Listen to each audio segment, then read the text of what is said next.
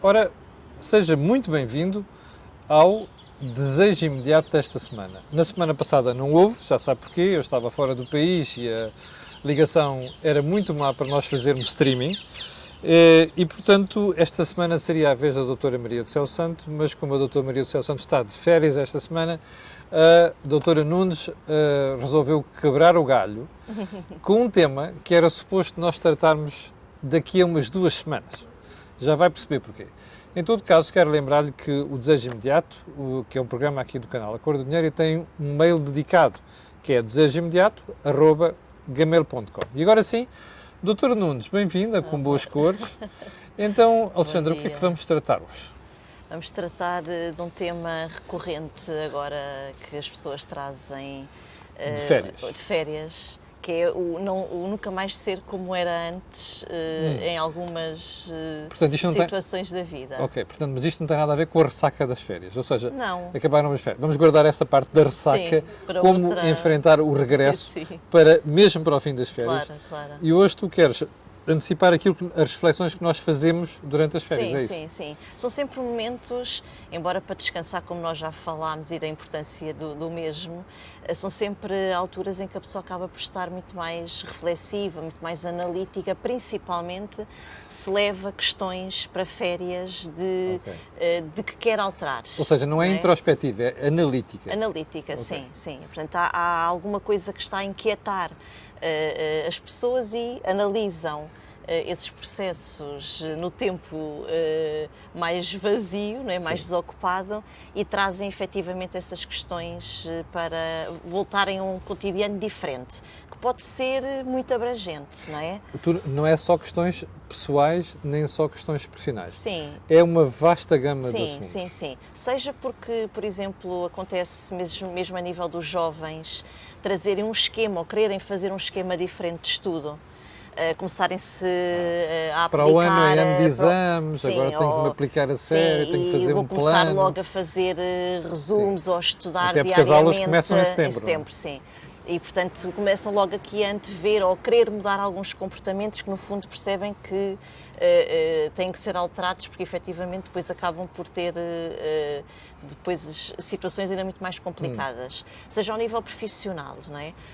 Seja porque levam questões de necessidade de mudança de áreas, de departamentos, e começam, efetivamente, aqui a colocar mais essa questão para fazer-se em setembro, não é? Mas isto não é mau. Que as pessoas tenham este tempo de qualidade para também, além de se divertirem, descansarem, limparem a cabeça, pensarem, bom, então estes são os desafios que eu tenho, como é que vou lidar com eles? Exatamente, sim. Seja ao nível da própria gestão, a nível de conflitos ou situações que possam existir, mesmo com chefias, não é? Ou mesmo com colegas, a criar aqui uma forma diferente de fazer as coisas e tendo aqui alguma noção de que a comunicação com o outro é importante, não é? E este mês de setembro, sendo um mês que muitas vezes é o início, tido quase como o início de ano, como se tratasse de janeiro, não é? São sempre alturas em que a pessoa... É rentrée profissional, é rentrée estudantil, portanto faz sentido. Exatamente. E, portanto, são não sempre... é só no final do ano que nós fazemos as resoluções de final do ano. Claro. E muito bem pelo contrário, e de facto este mês de setembro é um mês muito tido para essas questões. E aqui o mais importante também a passar lá para casa é de facto aqui o mês de setembro é um mês que se pode começar a colocar essas questões em prática. Não tem que ser o mês de setembro a fazer-se logo essas mudanças. Sim. E, portanto, aqui há alguma condescendência com vocês próprios para essas mudanças, não é? Porque nós somos animais de hábitos e, portanto, quer nós, quer o outro estão habituados a determinado registro. O que tu queres dizer é, bom, eu faço uma resolução para setembro, mas isto é um processo, não é? Não é, olha, hoje clique, desliguei o interruptor clique, acendi e liguei o outro interruptor. Claro. É? A tomada de consciência, como nós já falámos aqui que é muito importante. Em diferentes Aliás, é o começo programas, de tudo, é o começo de tudo, não é? Porque por si só já é uma mais-valia essa tomada de consciência para a mudança. Agora, é uma mudança que vai sendo feita, não é? Portanto, há uma tomada de consciência do que é que eu quero fazer diferente e à medida que a pessoa for confrontada com essas mesmas situações, faz face a elas, não é? Tendo em conta que acaba por muitas vezes não conseguir fazer o mesmo, não é? E aí há um processo que também é preciso se desculpar, para que não entre aqui em processos de culpa, porque não estou a fazer, porque não estou a conseguir. Eu percebo, não é? mas Alexandra, eu quando me meto nas coisas gosto mesmo de ir ao fim e dizer mudei, ganhei, ou seja, aquilo que eu me propus fazer, consegui. Gosto muito pouco de fracasso. Embora reconheça que os fracassos nos ajudam a crescer, gosto muito pouco de fracassos. Onde é que eu quero chegar? Seja lá a área que for, a amorosa, a das amizades, da relação com os filhos ou com o marido, ou profissional, quais são os requisitos que nós temos de respeitar, que é para garantir que este processo de mudança tem sucesso? Sim. Para já, se é um processo que parte de nós, por si só, já vem com alguma grande mais-valia, porque não é o outro que está a dizer para nós fazermos essa mudança. Ok. Não é? Por si só, a pessoa já toma precisamente essa consciência e, portanto, vai para o processo a querer muito que isso aconteça. Sim. O que não acontece tanto se for estimulada a...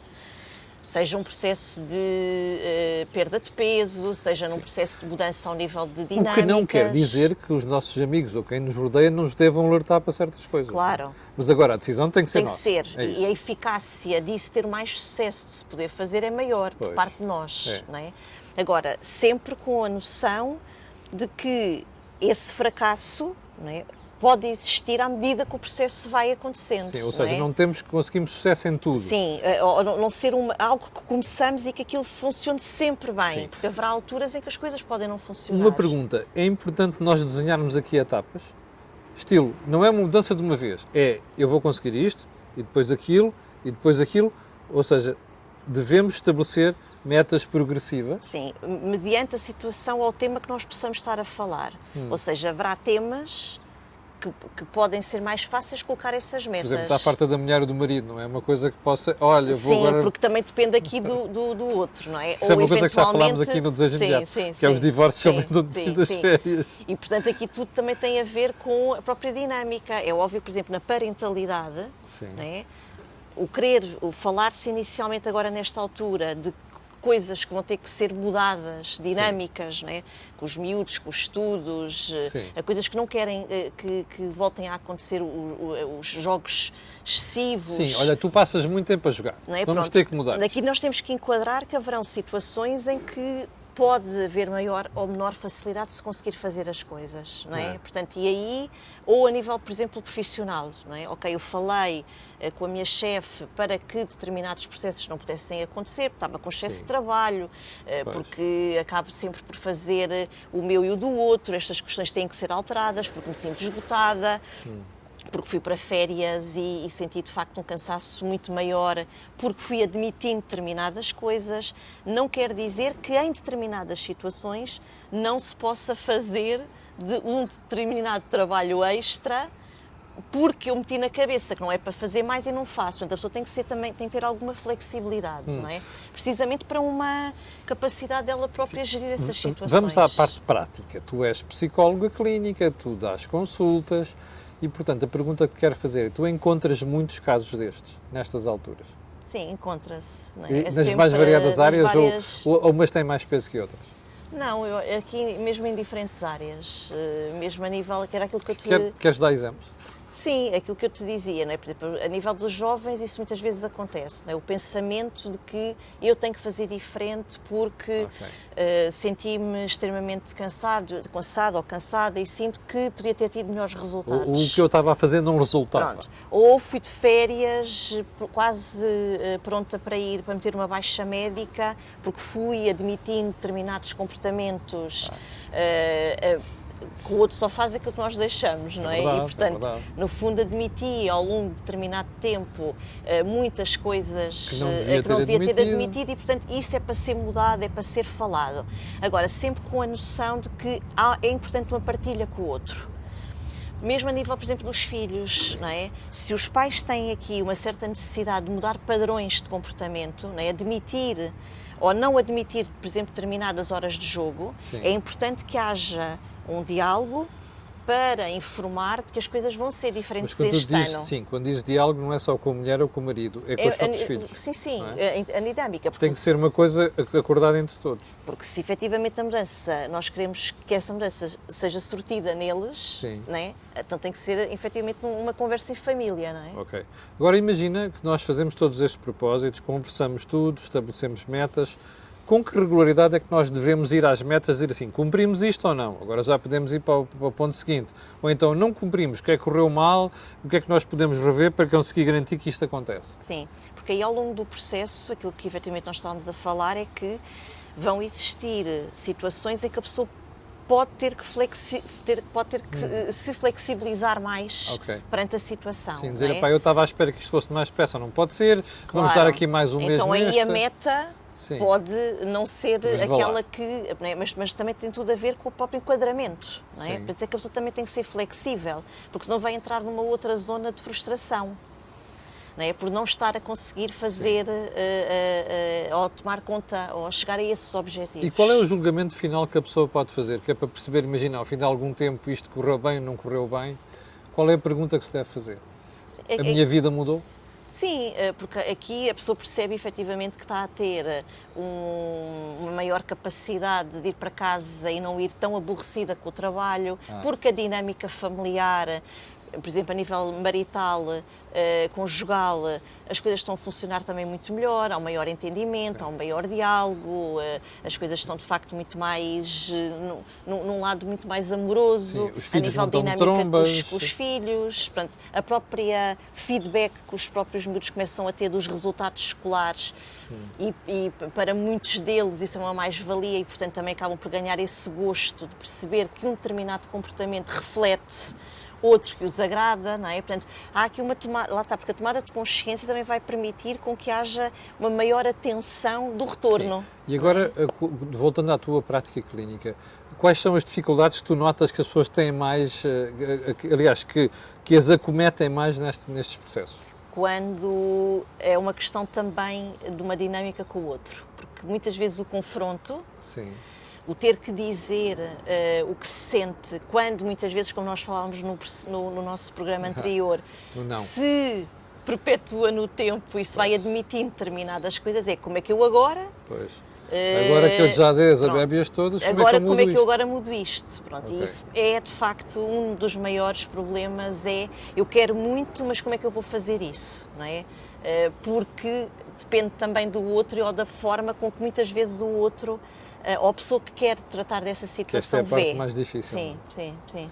E tu notas que, por exemplo, das pessoas que recorrem a ti, isto consegue resolver-se, ultrapassar-se facilmente? Sim, aqui o importante é também perceber que muitas vezes os temas, as questões, os medos estão de facto na pessoa que quer tratar desse assunto, não é? Não que na prática isso aconteça, não é? Então a materialização, o facto da pessoa poder efetivamente concretizar isso, vai muitas vezes desmistificar uma coisa que parece muito complicada de se fazer, porque se acha que não se vai ter o entendimento do outro lado e muitas vezes tem-se.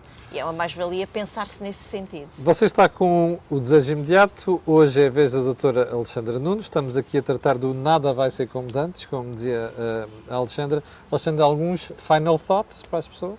Sim, aqui é a consciência dessas mudanças, já é uma mais-valia. Tenha aqui também alguma capacidade de perceber que é um processo contínuo e que não tem que ser para segunda-feira e a coisa acontece, não. E, portanto, de alguma forma também perceberem e desculparem-se, digamos assim, por quando as coisas também podem falhar e faz parte do processo. Vá com calma, ok? Vá com calma. Roma e Pavia não se fizeram num dia. Exatamente. Alexandra, daqui a 15 dias vamos falar da ressaca, das férias, não é? Atenção, fique atento a isto, porque na próxima semana vamos ter aqui a Maria do Céu Santo, oportunamente divulgaremos o assunto.